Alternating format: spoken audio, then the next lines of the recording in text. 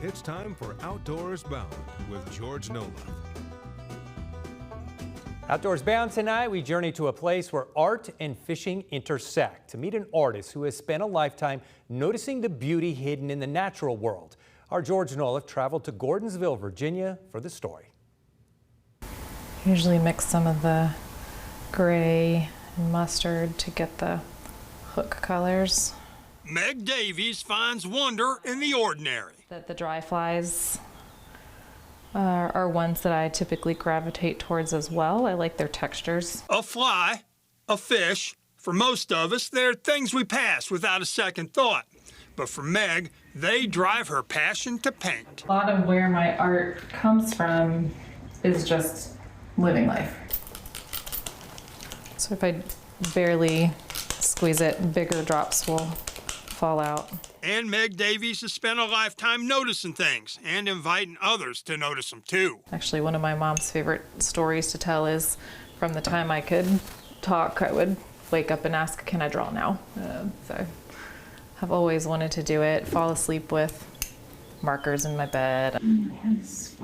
While she paints many subjects, things like landscapes and nature and even insects, where her passion has taken her in recent years is to fishing, and specifically to the art of fishing flies and fish. I was working with an art rep a handful of years ago, and right around Father's Day, she asked for a collection of fishing flies. And so I did those. I had never done them before. And my husband had his fly box, and so I pulled it out and started illustrating some of those and fell in love with it. I usually keep scraps of paper in a case like this and